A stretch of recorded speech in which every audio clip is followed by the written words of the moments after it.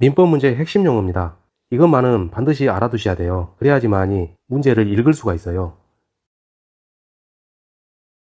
급부와 반대급부는 서로 반대되는 개념이에요. 나를 기준으로 해서 주는 것은 급부라 그러고, 나를 기준으로 해서 내가 받는 것은 반대급부라 그럽니다. 상속인과 피상속인. 아버지가 사망해서 아들이 재산을 물려받습니다. 그 경우에 물려받은 아들을 상속인이라 그러죠. 그리고 재산을 물려준 망부를 피상속인이라 그럽니다. 이 용어에 유의하세요. 저당권 설정자와 저당권자입니다. 이거를 모르면은 물권법을 읽을 수가 없어요. 그리고 민법 총칙에서도 저당권 설정자, 저당권자 지문은 자주 등장합니다. 따라서 반드시 알고 계셔야 돼요. 단순합니다. 저당권자는 누구냐면 은행이에요. 은행이 돈을 빌려주죠. 돈을 빌린 사람을 채무자라 그럽니다. 돈을 빌려준 사람은 채권자가 되죠.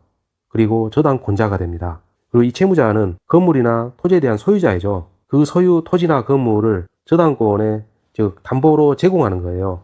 저당권을 설정해 주죠. 따라서 저당권 설정자 그러면은 채무자이고 소유자이다. 다 같은 사람입니다. 재반복 하면은 채권자, 은행을 저당권자라 그럽니다. 그리고 저당권을 설정해 준 저당권 설정자는 채무자가 되죠. 그리고 토지나 건물의 소유자이기도 합니다. 이 부분을 반드시 알고 계셔야 돼요. 그리고 이 부분, 저당권자는 점유권이 없죠. 담보만 잡는 것이지 점유하는 것은 아니에요. 이 부분 어려우면 지금은 넘어가세요. 나중에 물권법에서 중요합니다.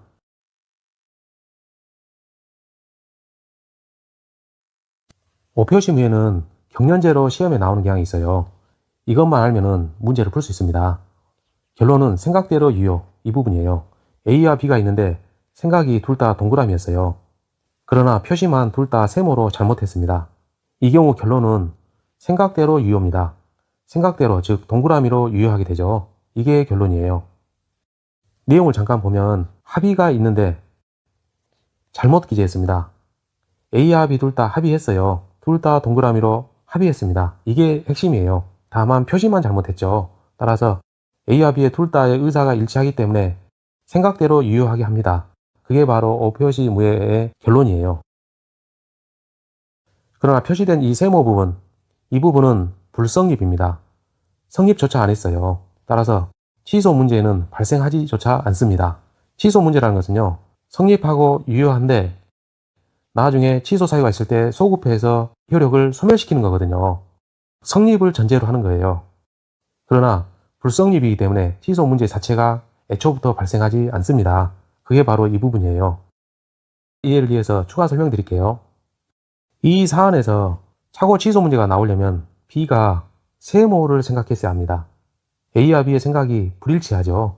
그리고 A는 동그라미를 생각했는데 세모로 잘못 표시했어요. 그리고 A와 B의 생각이 불일치합니다. 이 사안이 바로 착오 취소 문제입니다.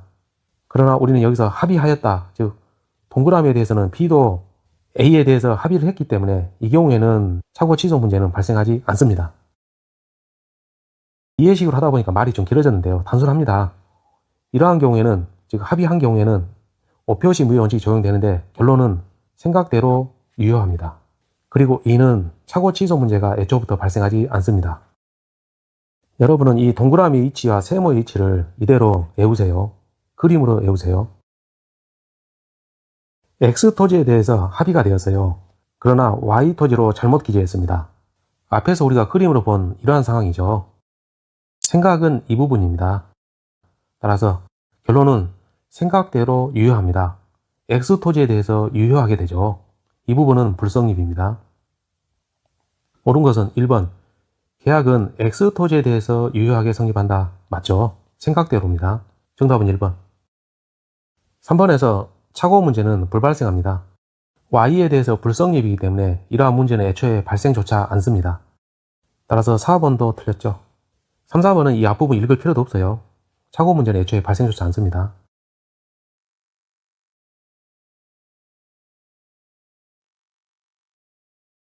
같이 취급하는 경우입니다. 일체성, 한 개로서 같이 취급하는 거죠. 분리 불가능성, 두 개로 분리하지 않고 같이 취급한다는 겁니다. 부정성, 붙어서 따라다닌다는 거죠. 같이 취급합니다. 수반성, 따라다니면서 동반한다는 겁니다. 같이 취급하는 거죠. 이하에서 같이 취급하면 됩니다. 요역지. 앞으로 요역지가 나오면은 길이 없는 맹지인데 이 요역지가 내 소유라고 생각을 하세요. 내 소유 맹지가 있습니다. 소유권 이전. 이 땅을 다른 사람에게 판다는 것이죠. 이 경우 이게 지금 공도입니다. 남의 땅을 지나다녀야 되는데 그게 바로 지역권입니다. 이 땅을 팔게 되면 이 부분 지역권도, 정확하게는 통행지역권도 같이 이전이 되죠. 즉 같이 취급합니다. 왜 같이 취급하냐면은 이 부분만을 따로 떼가지고는 의미가 없어요. 의미가 있게 하려면은 같이 취급해야 됩니다. 이 세 가지는 공유에 대한 내용입니다. 공유자 중 한 사람에게 어떤 사유가 발생했어요. 그 결과 효과가 좋은 것이면은 다른 공유자에게도 효력이 있고요. 나쁜 것인 경우에는 다른 공유자에게는 효력을 미치지 않습니다. 다른 공유자에게 최소한 피해는 안 줘야 된다는 것이죠. 공유자 중에서 한 사람이 권리를 취득했어요. 지역권을 취득했죠. 맹지를 공유하고 있는데 길이 생긴 겁니다. 좋은 것이죠. 그러면은 좋은 것이니까 다른 공유자도 취득합니다. 내 땅이 맹지예요. 다른 사람과 공유하고 있습니다. 내가 지나다니는 통행지역권에 대해서 소멸시효, 일정 기간이 지나면 없어지는 건데 그 없어지는 것을 스톱시켰어요. 멈췄다 이겁니다. 그러면은 좋은 것이죠. 당장은 안 없어지니까. 따라서 좋은 것이므로 다른 공유자에게도 효력이 있죠. 이 부분 더 설명드리면은 가만히 놔둬버리면은 소멸시효가 되면은 없어져 버립니다. 그런데 이를 정지시켰어요. 그러면 없어지기 전에 일단은 스톱시켜 놓은 겁니다. 아직은 유효한 거죠. 좋은 것이죠. 그러니까 다른 공유자에게도 효력이 있죠. 내 땅이 맹지입니다. 그리고 남의 땅을 지나다녀야 돼요. 이 부분을. 그래서 점유를 했습니다. 그러면 지나다닐 수 있는 그 권리를 일정 기간이 지나면은 취득할 수가 있어요. 그러나 그 기간을 완성하기 전에 중단 사유가 발생했습니다. 그러면은 나한테는 불리한 것이죠. 왜냐하면 지나다닐 수 있는 권리를 취득하지 못할 수도 있으니까 불리한 상황입니다. 그러면은 다른 공유자에게도 나쁜 것이죠. 그렇기 때문에 이 경우 이 중단은 효력이 없습니다. 여기서는 표현이 바뀌었죠. 모든 공유자에 대한 사유가 아니면은 효력이 없다. 이 말은 곧 중단은 안 좋은 것이니까 다른 공유자에 대한 사유가 있으면은 중단이 되는데 다른 공유자에 대한 사유가 없으면은 안 좋은 것이니까 중단시키지 않는다는 것입니다. 결국은 뒷부분이 부정어구가 와야죠. 따라서 이는 맞는 것입니다. 부속된 물건이 예를 들면 시멘트입니다. 임차물의 구성 부분이 되었다. 그리고 일체가 되었습니다. 건물이 있는데 시멘트를 발랐어요. 그러면은 구성 부분이 되고 일체가 되었습니다. 일체가 되었기 때문에 이 시멘트의 소유권은 집주인에게 있습니다. 따라서 세입자는 나중에 집주인에게 그 시멘트를 사가라고 청구할 수가 없죠. 매수 청구 대상이 아닙니다. 왜냐하면 이미 집주인의 소유가 되었거든요. 간단히 정리하면 이 시멘트는 건물과 같이 취급합니다.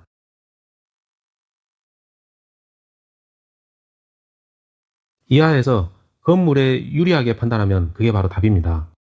토지와 건물이 부딪히면은 건물에 유리하게, 즉 건물을 헐지 않고 건물을 유지하는 방향으로 판단하시면 그게 바로 답이에요. 경계선이 있으면은 이 경계선으로부터 0.5m, 즉 반메타를 띄워서 건축을 해야 됩니다. 그런데 이 사안에서는 이 반메타를 띄지 않았어요. 이 경계선에 밀착시켰습니다. 이 경우에 인접 토지 소유자는 이 건물에 철거를 청구할 수 있어요.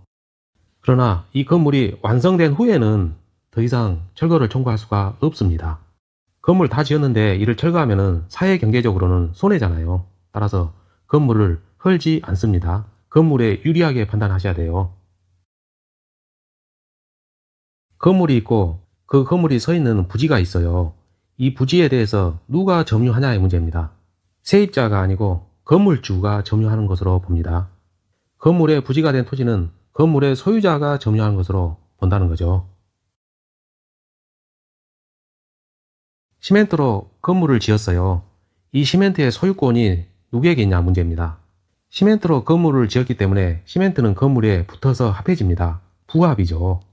어디에 부합됐습니까? 건물에 부합됐죠. 건물에 부합됐기 때문에 그 시멘트는 건물주 소유로 됩니다. 그 시멘트에 대해서 제3자가 소유권을 남겨뒀다 해서 건물을 헐어내는 것은 사회경제상으로 안 맞습니다. 부합의 법리에 따라서 건물을 헐지 않는 방향으로, 즉 건물주 소유로 인정을 해주죠. 남의 땅에 건물을 짓기 위해서 건물 소유 목적으로 지상권이 있는 상태에서 건물을 지었습니다.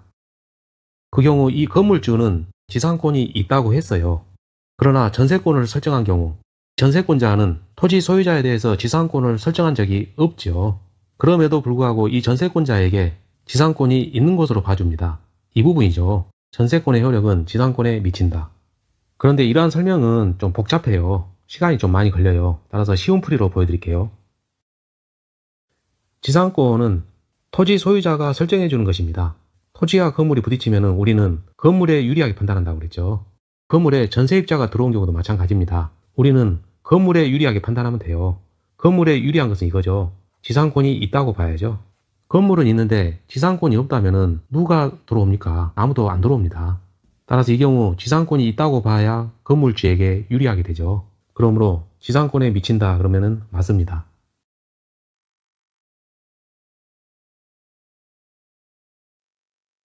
해년마다 시험에 출제되는데 양이 많은 부분이 있어요. 그러한 경우에는 한쪽만을 정확하게 외우는 게 기술입니다.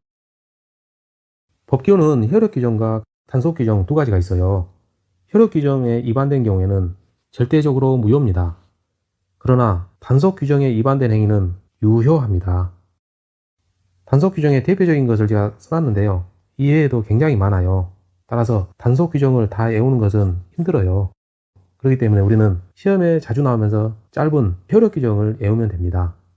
외우는 방법은 허가 초과는 무효, 이렇게 암기하세요. 허가 초과는 무효. 토지거래 허가 규정은 효력 규정입니다. 따라서 여기에 위반된 행위는 절대적 무효가 되는 것이죠.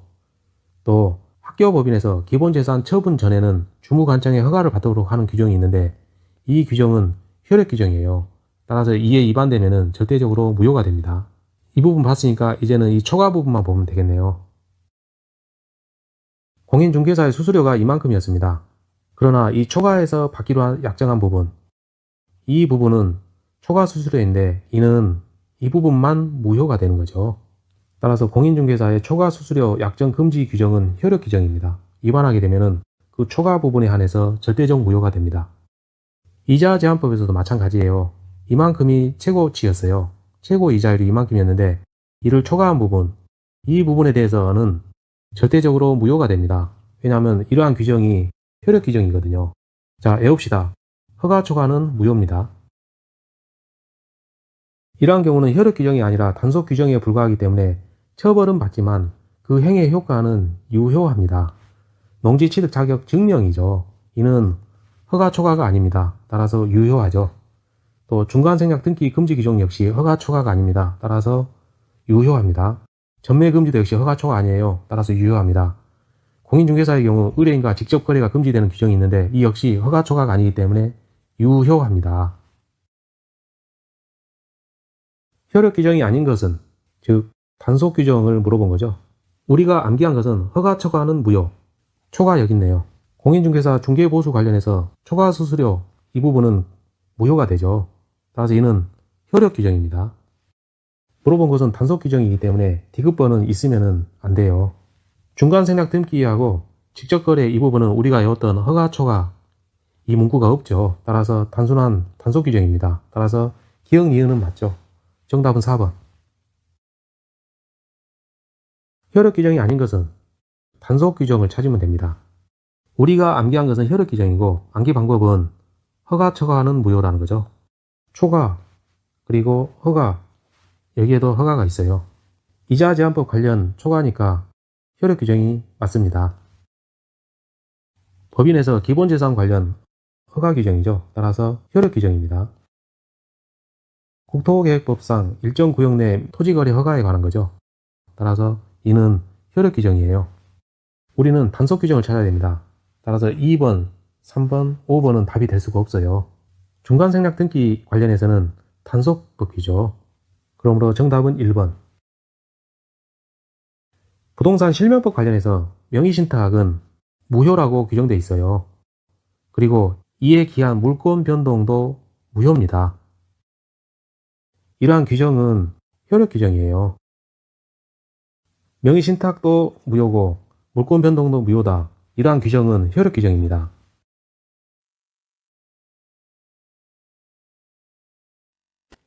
A소의 토지를 B에게 팔았어요. 그리고 B가 C에게 팔았습니다. 순차 매도죠. 이 경우 등기에서 중간을 생략합니다. 이 부분을 생략해요. 그러면 A에서 C로 직접 등기를 했다는 뜻입니다. 그 점에 대해서 A, B, C 3명이 전원이 합의를 해요. 그러면은 이 경우에는 직접 청구가 가능합니다. C가 A에게 직접 청구가 가능해요. 다른 말로 바꾸면 최종 양수인 C가 최초 매도인 A에게 직접적으로 소유권 이전 등기 청구를 할 수가 있습니다. 어떤 경우죠? 전원의 합의가 있는 경우입니다. 그 경우에는 이 중간 생략 등기는 유효합니다. 만일 여기서 전제 조건이 토지거래 허가구역에 있다면 이는 절대적으로 무효가 되죠. 앞에서 했었어요. 이 등기는 절대적 무효입니다. 토지거래 허가구역일 때 그렇다는 거예요. 따라서 중간 생략 등기에 대해서 전원이 합의를 했다면 C가 A에게 직접 청구 가능합니다. 소유권 이전 등기를 직접적으로 청구할 수 있다는 뜻이에요. 만약에 전원의 합의가 없는 경우, 예를 들어서 B와 C 사이에만 합의가 있었어요. 중간 생략 등기에 대해서 B와 C 사이에만 있었습니다. 그 경우에는 최종 양수인, 여기서 C죠. C는 매도인, 여기서는 B입니다. C는 B를 대의해서 매도인 앞으로, 매도인은 B죠. B 앞으로의 이전 등기 청구가 가능하죠. 그러고 나서 C가 다시 받으면 되니까요. 즉, 전원의 합의가 없는 경우에는 직접 청구 못하고 대의해서 청구할 수는 있습니다. 이 부분은 안 중요해요. 이거를 정확히 암기하세요. 전원의 합의가 있을 때만 직접 청구 가능하다. 그 외에는 직접 청구 불가. 그리고 이 내용도 중요합니다. 중간 생략 등기 합의를 전원이 했다 할지라도 B가 A에게 소유권 이전 등기 청구 가능해요. B가 A에게 소유권 이전 등기 청구 가능합니다. 중간 생략 등기 전원 합의가 있다 할지라도 이게 가능하다는 거예요. 시험에 잘 나옵니다. 자, 다소 헷갈린가요? 헷갈릴 거 없어요. 왜냐하면 합의한 내용이 중간 생략 등기일 뿐이고 B가 A에게 갖고 있는 어떠한 권리를 포기한다, 그 부분 무효로 한다, 해제한다, 그런 약정은 여기에 없었어요. 왜냐하면 중간 생략 등기 합의라고 했지 언제 B가 A에게 무슨 권리가 있는데 포기한다, 그런 내용이 여기 없잖아요 지금. 따라서 원래 있는 권리를 그냥 행사하는 거예요. 마찬가지로 A가 가지고 있는 권리를 B에게 행사할 수도 있습니다. 그게 뭐죠? 대금 청구권이죠. B가 돈을 안 주면은 A는 돈 달라고 청구할 수 있죠. 중간 생략 등기 합의가 있다 할지라도 돈 달라고 청구할 수 있습니다. 이 부분에 대해서 시험이 좀 많이 나옵니다. 알고 보면 아무것도 아닌데 사람들이 자주 틀리니까 시험에 계속 나오는 거예요. 간단하게 정리합시다. 여기서 제일 중요한 것은 전원의 합의가 있을 때에만 직접 청구가 가능하다. 이거랑 그다음 두 번째, B가 A에게 청구 가능합니다. 순차 매도되었고 3자 간에 합의를 했죠. 3자 간 중간 생략 등기 합의를 했습니다. 그러면은 병은 갑에게 직접 청구할 수 있죠. 우리는 틀린 걸 찾아야 됩니다. 1번, 병은 갑에게 직접 청구할 수 있다. 맞습니다. 이러한 합의는 중간 생략 등기 합의일 뿐 다른 권리는 소멸하지 않아요. 이 부분이죠. 을의 갑에 대한 청구권은 소멸하지 않습니다. 그리고 이 부분도 마찬가지입니다. 갑의 을에 대한 권리 행사는 제한받지 않죠. 만약 토지 거래 허가 구역에 소지한다면 중간 생략 등기는 절대적으로 무효가 되죠. 그리고 형사처벌 받습니다. 따라서 병은 직접 갑에게, 이 말은 곧 중간 생략 등기한다는 말이거든요. 협력을 구할 수 없죠. 토지 거래 허가 구역 관련해서 법에서 이를 금지합니다. 그리고 효과도 무효로 하고 있어요. 만약에 중간 생략 등기 합의가 없다 하면은 병이 갑에게 청구할 수는 없습니다. 이 부분 읽을 거 없어요. 틀린 것은 5번. 키워드 여기 있습니다. 중간 생략 등기 합의를 했어요. 전원의 의사 합치죠. 따라서 최종 매수인 병은 최초 매도인 갑에게 직접 청구할 수 있습니다. 옳은 것은 중간 생략 등기 합의는 중간 생략 등기 합의에 그칠 뿐 다른 권리를 소멸하는 그런 약정은 아니죠. 따라서 을의 갑에 대한 어떠한 권리는 소멸하지 않습니다.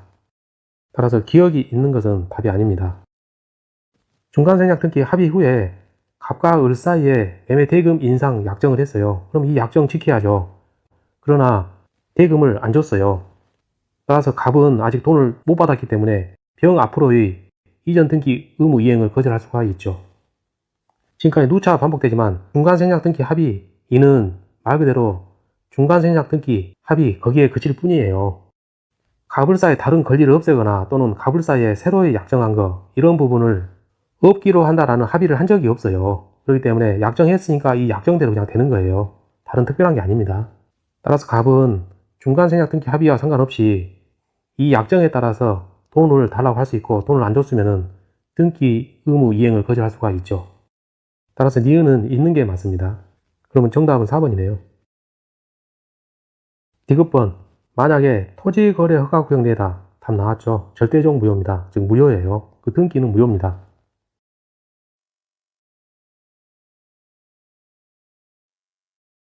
두 문자 암기를 잘 해놓으시면 실제 시험장에서 굉장히 큰 도움이 됩니다. 대리권 소멸사유 시험에 가끔 나옵니다. 암기하세요. 사사성파철입니다.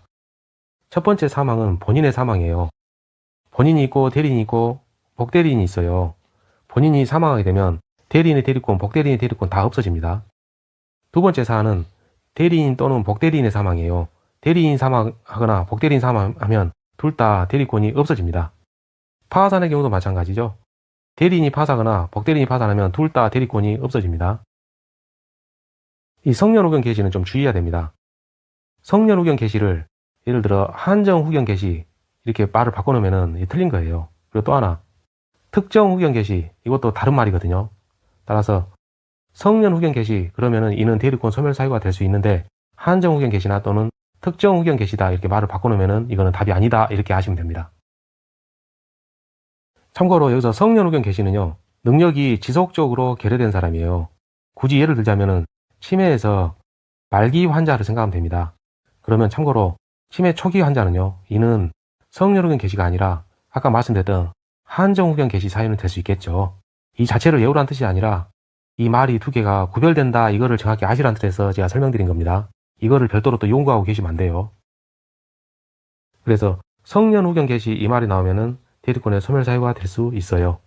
이 부분 전체적으로 다시 한번 설명을 드릴게요. 본인이 있고 대리인이 있고 복대리인이 있습니다. 만일 본인에게 성년후견이 개시되었습니다. 이 경우 대리인의 대리권은 존재하게 되고 복대리인의 대리권도 소멸하지 않고 존재합니다. 왜냐하면 이 부분에 대해서는 본인은 없어요. 대리인이나 복대리인만 이 부분에 해당합니다. 반드시 주의하셔야 돼요. 가끔 이 시험에 나옵니다. 그리고 또 하나 예를 들어볼게요. 본인이 있고 대리인이 있고 복대리인이 있습니다. 본인은 살아있는데 대리인이 사망했어요. 그러면 복대리인의 대리권은 어떻게 됩니까? 복대리인의 대리권도 소멸합니다. 왜냐하면 복대리인의 대리권은 대리인의 대리권에 의존하거든요. 이 부분이 없어지면 복대리인도 같이 없어집니다. 숙고행위 철회는 임의대리에서만 해당되죠. 법정대리에서는 해당이 없습니다. 이 숙고행위라는 게 바로 임의대리에만 있는 거잖아요. 따라서 이러한 철회도 임의대리에서만 대리권의 소멸사유가 되는 것입니다. 대리 틀린 것은 1번 등기 신청에는 쌍방대리가 허용이 되죠. 청구가 아니라 신청이죠. 개인이 등기 소에 대해서 하는 거죠. 그게 바로 신청입니다. 쌍방대리, 즉 법무사가 양쪽을 다 대리할 수 있는 거예요. 매도인, 매수인 양쪽 다 대리할 수 있거든요. 의사 능력이 없기 때문에 절대적 무효입니다. 숙고행위는 임의대리에만 있죠. 법정대리는 없어요. 철회도 마찬가지로 임의대리에만 있습니다. 따라서 이 부분이 틀렸네요. 정답은 3번. 복대리인은 동일한 권리도 있고 의무도 있습니다. 5번. 대리인이 성년후견 개시 선고를 받았어요. 그러면은 복대리인의 대리권도 같이 소멸합니다. 복대리인의 대리권은 대리인의 대리권에 의존되죠. 여기가 없어지면 여기도 같이 없어지는 거예요. 따라서 5번은 맞는 지문이죠. 복대리권 소멸사유. 복대리권에 대해서 물어봤네요. 특별한 거 없어요. 같이 생각하면 됩니다. 사사성파철이죠. 사, 성 들어갑니다. 특 없어요. 파 있고 사 있습니다. 정답은 3번.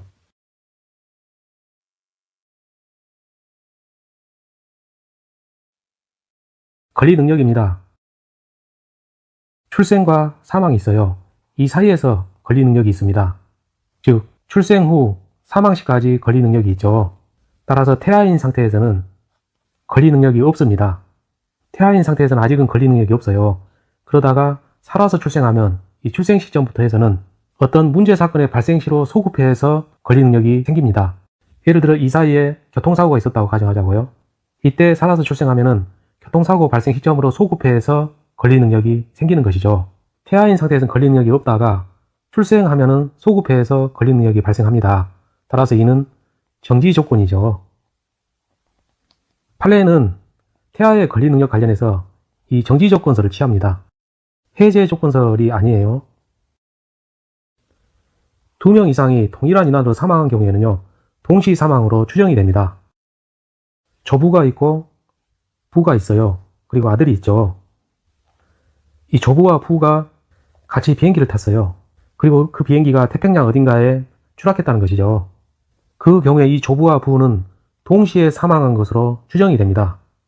따라서 이 조부와 부 사이에는 상속이 일어나지 않아요. 즉 동시 사망으로 추정되는 사람들 사이에서는 상속이 발생하지 않습니다. 동시 사망으로 추정되기 때문이죠. 이게 무슨 얘기냐면은 확인된 내용이 조부가 먼저 죽고 그러고 나서 수분 있다가 부가 죽은 걸로 확인이 됐다면요, 이때에는 확인된 대로 조부가 먼저 죽고 그 다음에 부가 죽은 거죠. 따라서 그 사이에 조부에게서 부로의 상속이 이루어집니다. 그러나 동시 사망으로 추정되는 경우에는 동시 사망이기 때문에 상속이 일어나지 않는 것이죠. 대습 상속입니다. 동시 사망으로 추정되더라도 대습 상속은 인정이 됩니다. 대습, 대를 이어 세습한다는 거죠. 아들이 대습합니다. 이 부분 추가 설명드리면요, 부가 먼저 죽고 조부가 나중에 죽었다면은 조부의 사망에 따른 부의 상속인의 지위를 아들이 대신 세습한다는 거예요. 대습이죠. 그런데 동시 사망의 경우에도 이 자의 대습 상속을 인정을 해준다는 거예요. 권리 능력 틀린 것은 판례에 따른 기억. 태아인 상태에서는 법정 대리인이 있을 수 없습니다. 법정 대리인, 즉 대리인이죠. 본인의 존재가 먼저 있어야 됩니다. 그러나 특별한 사정이 없는 한 이 태아인 상태에서는요, 권리 능력이 없어요. 따라서 본인 자체가 없는 겁니다. 그렇기 때문에 대리인도 있을 수가 없는 것이죠. 따라서 대리인에 의한 이러한 행위도 없습니다. 니은, 의사의 과실로 태아가 사망했다. 즉 모체 내에 있는 상태에서 태아가 사망한 경우입니다. 이 경우 태아의 채권이라는 것은 있을 수가 없죠. 태아인 상태에서는 권리 능력이 없어요. 그렇기 때문에 태아의 채권이라는 것은 없습니다. 디귿, 교통사고 직후 태아가 조산했다. 즉 태어난 겁니다. 출생한 거죠. 출생했으나 제대로 성장을 못하고 사망했다는 거죠. 출생과 동시에 권리 능력을 갖습니다. 따라서 손해배상 청구권이 있어요. 즉 조산이지만 출생이잖아요. 이 출생부터 사망까지 사이에서 권리 능력이 있습니다. 이 사이에서는 손해배상 청구권이 있습니다. 리얼번은 민법 조문 그대로죠. 태아는 불법 행위로 인한 손해배상 청구권에 관하여는 이미 출생한 것으로 본다죠. 즉 간주 규정입니다. 추정 규정이 아니에요. 법 조문 그대로 이거 암기하세요. 태아는 불법 행위로 인한 손해배상 청구권에 관하여는 이미 출생한 것으로 본다 라고 이렇게 암기해 두세요. 미음, 동시 사망 추정 경우에도 대습 상속은 인정이 되죠. 여기서 대습 상속인을 아들로 보면 돼요. 그럼 피상속인은 조부가 되죠. 그의 직계 피속은 부가 됩니다. 즉 대습 상속인 자의 입장에서 보는 거예요. 조부와 부가 동시 사망한 것으로 추정되는 경우에도 아들에게는 대습 상속이 인정이 되는 것이죠. 권리 능력 옳은 것은 2번 실정 선고 효과는 사망 간주입니다. 이러한 효과는 종래의 주소지를 중심으로 한 사법관계, 이것만 종료가 되는 것이죠. 즉 권리 능력을 박탈하는 게 아닙니다. 재산상 어떠한 사법관계만을 종료시키는 거예요. 따라서 권리 능력이 상실되는 것은 아니죠. 옳은 것은 2번. 3번 인정사망은 효과가 사망 추정입니다. 추정이기 때문에 반증이 있으면은 이러한 추정력은 깨지죠. 따라서 추정력이 상실됩니다. 아니다 했으니까 드렸죠. 이 부분 여러분 이해를 위해서 조금만 부연 설명드릴게요. 홍수가 나서 사람이 떠내려갔는데 사체를 발견하지 못했어요. 사체가 없기 때문에 의사는 사망 진단을 할 수가 없습니다. 이 경우에는 관공서 즉 읍면장 등이 인정사망제도, 가족관계 등록부에 사망으로 기재하는 거예요. 이러한 효력이 바로 사망 간주가 아니고 사망 추정입니다. 추정력만 있기 때문에 반증이 있다, 살아있다는 반증이 있었어요. 그럼 이러한 추정은 깨질 수 있다는 겁니다. 4번. 사람은 출생하면 그 즉시 권리 능력을 취득합니다. 서류에 기재되어야 인정되는 건 아니에요. 누구라도 태어나면 그 즉시 권리 능력이 인정이 됩니다. 5번. 동시사망 추정이죠. 영어 단어처럼 외워버리세요. 동시사망 추정입니다. 예를 들어서 아버지와 아들이 같은 비행기에 탔어요. 이 비행기가 추락했습니다. 그리고 둘 다 사망했어요. 그런데 누가 먼저 죽었는지 알 수가 없다는 거죠. 사망의 선후관계를 알 수가 없어요. 그 경우에는 동시사망으로 추정됩니다. 동시사망 간주가 아니에요. 잘 모르면은 동시에 죽은 것으로 추정한다는 겁니다. 여기서 약간만 더 한 걸음 나가볼까요? 동시사망 추정자, 즉 부자지간에는 이 경우에는 상속이 일어나지 않습니다. 만일 일반적인 사망, 아버지가 먼저 사망했다면 아들이 상속을 받을 수 있었는데 동시사망 추정의 경우에는 아들이 상속을 받을 수가 없다는 뜻이에요. 그러나 대습 상속은 인정이 됩니다. 상속은 인정되지 않지만 대습 상속은 가능해요. 여기서 이 대습 상속이라는 것은 손자가 있는 경우입니다. 손자가 아버지의 대를 이어서 상속한다는 뜻이에요. 너무 어려우면 이 부분은 신경 안 쓰셔도 되겠습니다. 그러나 가끔 시험에 출제가 됩니다.